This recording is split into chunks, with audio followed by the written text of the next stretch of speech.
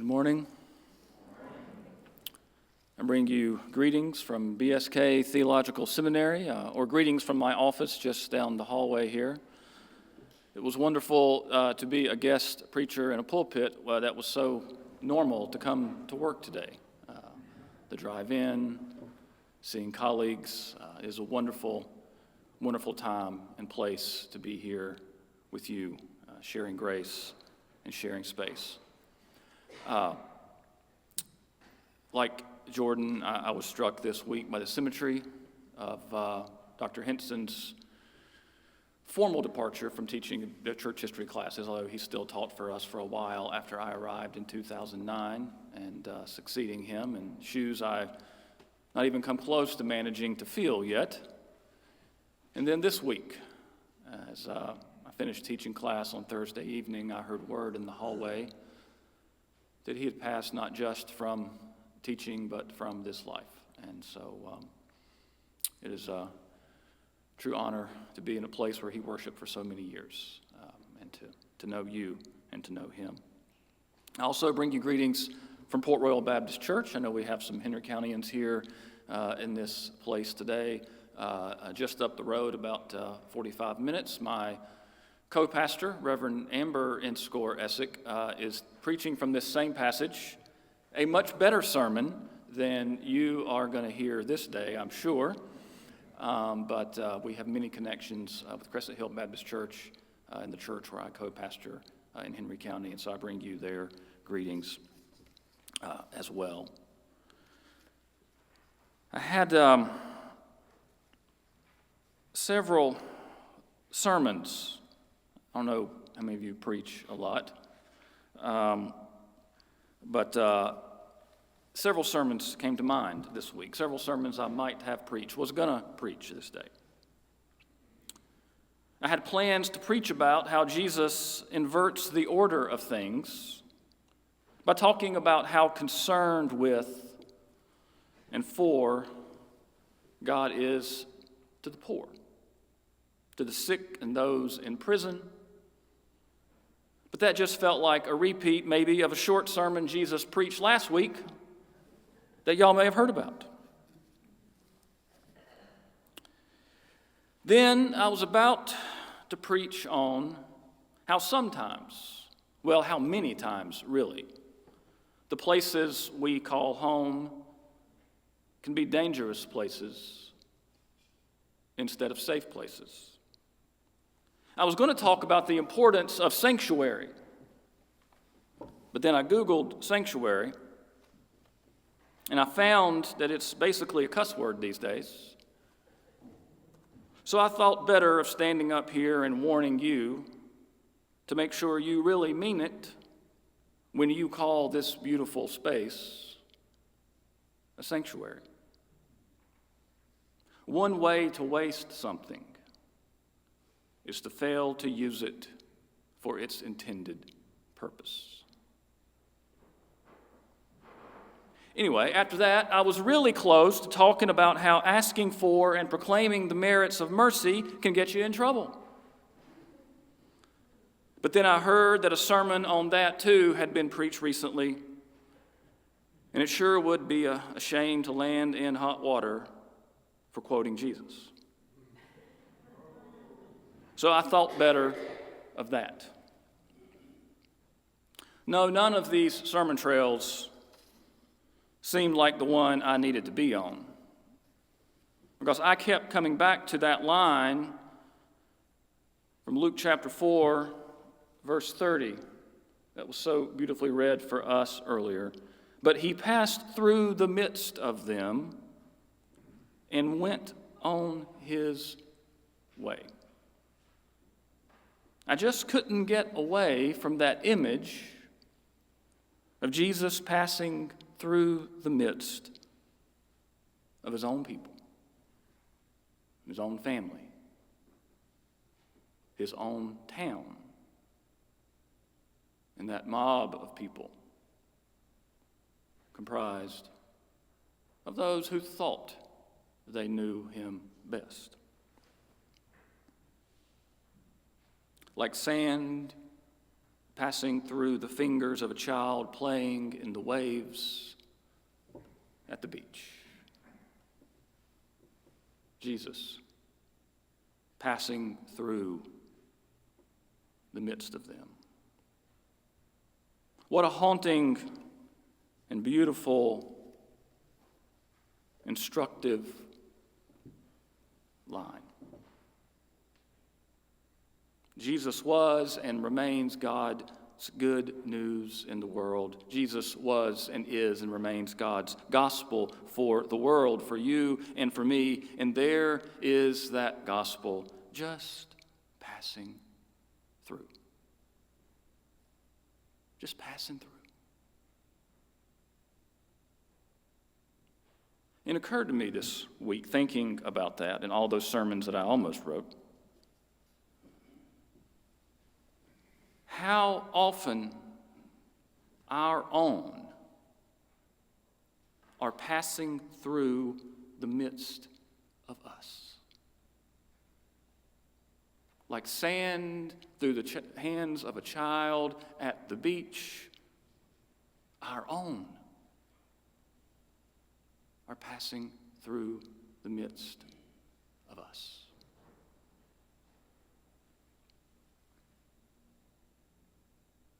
Nazareth could have been, should have been, a sanctuary for him, a place to recharge, to reconnect, to do what he could to contribute to its flourishing and its health. Maybe a place to come back to and talk about what just had happened earlier in the chapter when he was with 40 days with the devil. He didn't know that the devil was waiting on him in his hometown. But no, Nazareth became a place he had to escape from.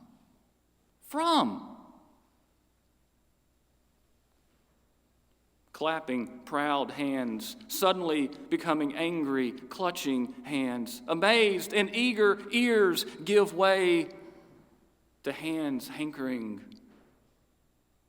for violence. What did we just sing? Here our children find a welcome in the shepherd's flock and fold. How often are our own passing through the midst of us? He was swept away from a reading of Isaiah by a mob comprised of those who thought they knew him so well. I wonder this week, Nazareth became a place that day, at least on that day, that one of their own needed to escape from. Where are the places to escape to?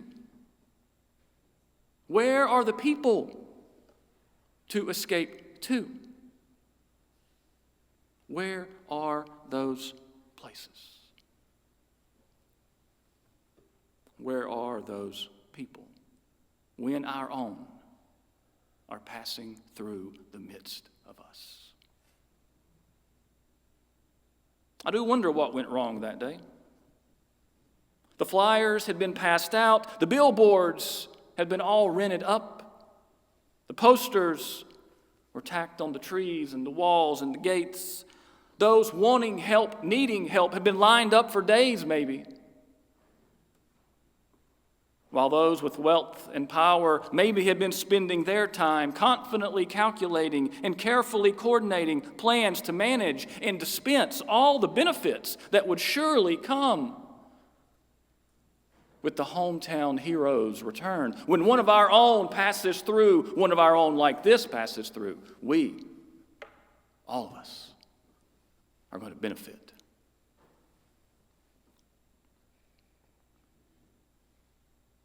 How confused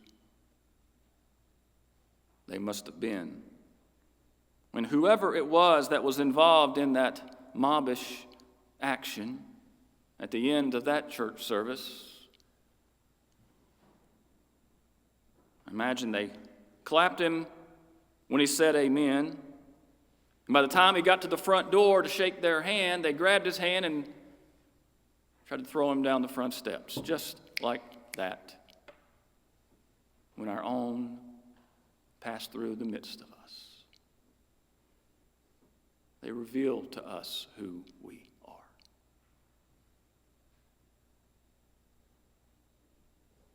How many of our own have been pushed to the edge of a cliff of our making, a cliff of our choosing, an exit not of theirs, but of ours? Was it simply unbelief in Nazareth that day that led to this catastrophe, confusing, confounding catastrophe? Many have thought so. But man, Jesus has been healing a lot of people in a lot of places. Certainly they also had some folks that didn't believe, right? Could Nazareth have been so unique in their disbelief? Maybe it was primarily discussed with the outsiders, the Gentiles, the others. Could it have been that that's what drove the shift between the sermon ending and the front door? To say, wait a second, I think he just said what I think he just said. Many have thought that's what explains this day. But could Nazareth have been so uniquely xenophobic? I think not. And is it fair to think that every ancient Jewish person hated Gentiles? No. It's a dangerous anti-Semitic path to go down. And that doesn't fully explain it either. Was it frustration that they were not going to see any miracles in their own town? The circus is coming to town, y'all. The show is coming here. We booked the fellowship hall. We're using tablecloths. We're going to use our real plates.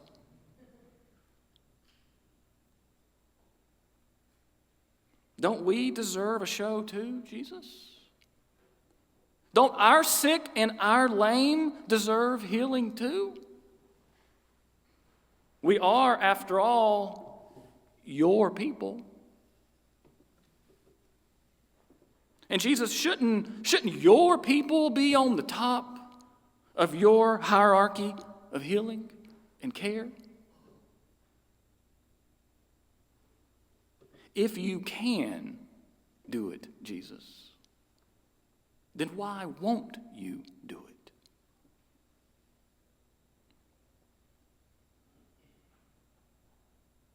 Probably some of all this, I imagine. Other Gospels gesture at the problem, but Luke doesn't. He doesn't tell us. We just know it moves from awe and amazement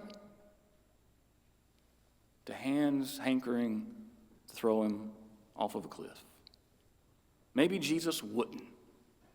Maybe he couldn't. Or maybe he shouldn't. I don't know. We just know he didn't. And it went off the rails. Went off the rails. Nazareth, at least on this day, looked better to him in the rearview mirror. Or as that great theologian Sir Elton John put it in his song Sacrifice, you may know it, I won't try to sing it. Cold, cold heart, hardened by you. Some things look better, baby. Just what? Passing through. Nazareth looked better to Jesus on that day, just passing through. Just passing through. I thought of Cain this week. This story kept coming back to Cain for me. You remember that, right? Cain in Genesis 4. Cain, Abel show up. They got sacrifices. It's a family affair, family worshiping together. But something's gone wrong. Abel's sacrifice is regarded by God, or if you like the KJV, respected, which I think is an interesting word here. Abel's sacrifice is regarded. God takes notice. God respects. Cain's sacrifice doesn't even get God's attention. It's not regarded. It's not respected. We're not told why. We don't know. Maybe it's unfair. Maybe Cain should have known. Maybe he hadn't. Regardless, his offering was weighed and measured and found wanting. And he learned that. He was warned. But he didn't back down. He doubled down, in fact, doubled down on grievance. And there's no future in doubling down on grievance and vengeance. There is no future in doubling down on grievance and vengeance. Only death and destruction await down that path.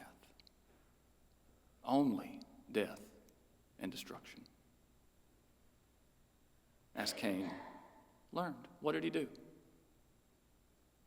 He went out into the field and he killed his brother.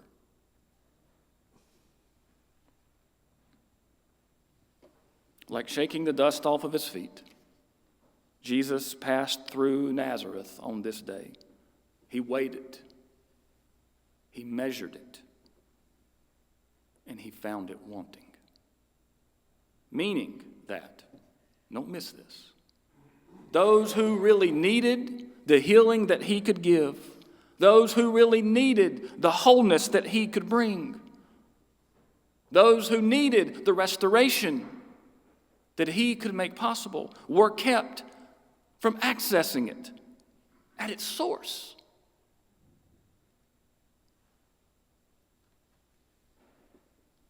Jesus is passing through the middle of them, and his passing through the middle of us is always, always an appointment with the truth about ourselves. And he's always passing through the midst of us. Our own are always passing through the midst of us. Which means we have a standing appointment every day, every encounter with the truth about ourselves. When we encounter one another, when we encounter our own, and discern how to love them and receive them and hold on to them. Jesus says elsewhere that he passes right through the middle of us in what? When we see the hungry and the hurting and the needy and the sick and the poor and the outcast. He is passing through the midst of us when we encounter them. So don't you forget and don't miss that on that day, the ones who needed him the most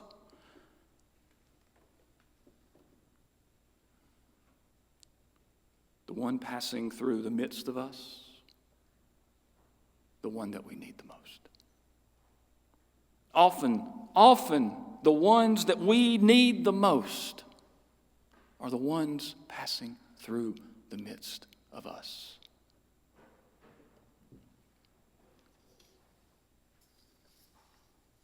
Finally, the good news in this story is that God's work is always passing through on its way. Did you catch that last line? He passed through the midst of them and what? Went on his way. Jesus is not simply an escape artist for the purpose of winking at the crowd to say, you want to know how I did that? You want an answer to how I did that? No, he didn't merely escape from that mob on that day. He escaped to be on his way that day.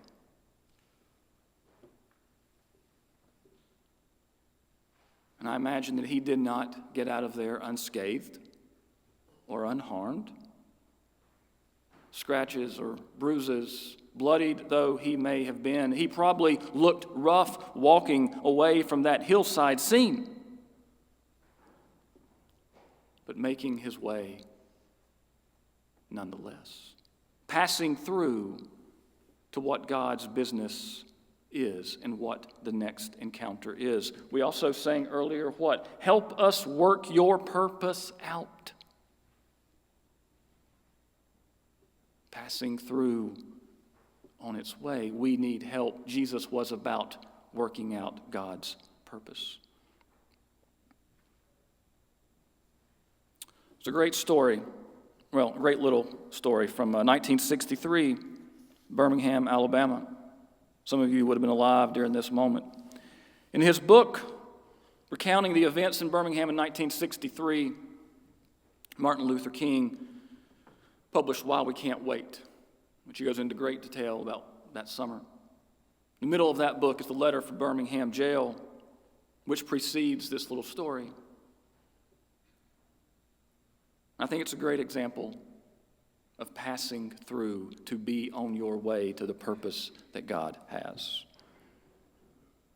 King talks about, they decided one Sunday afternoon, several hundred Birmingham, in his language here, I'm quoting him directly, 100 Birmingham Negroes had determined to hold a prayer meeting near the city jail where their people were jailed. And they gathered at the New Pilgrim Baptist Church and began an orderly march, and Bull Connor ordered out the police dogs and the fire hoses. When the marchers approached the border between the white and Negro areas, Connor ordered them to turn back.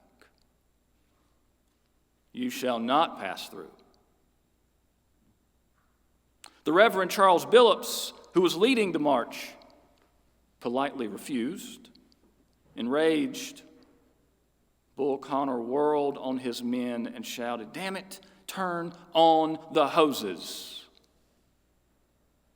You shall not pass through." And here's King's language, and what I have underlined in my book. What happened in the next 30 seconds was one of the most, his language, fantastic events of the Birmingham story. Bull Connor's men, their deadly hoses poised for action, stood facing the marchers. The marchers, many of them on their knees, stared back, unafraid and unmoving. Slowly the Negroes stood up and began to advance. Connor's men, as though hypnotized, fell back, their hoses sagging loosely in their hands, while several hundred Negroes marched past them without further interference. And here's the line. They didn't turn around and taunt. King says, and they held their prayer meeting as planned. They weren't happy just to be an escape artist on that day. They had a purpose, and God's work was passing through to go on its way. There were people in the jail who needed prayer, who needed visitation, who needed out. When our own are passing through the midst of us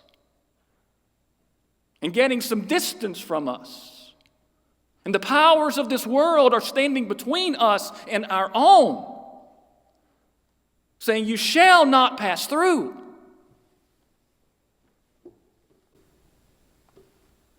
Remember this story.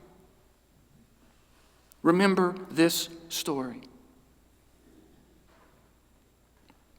To be on his way. So remember that, people of God. Your own are passing through the midst of you. Your own who have been separated from you need to be visited by you. There are gifts to give.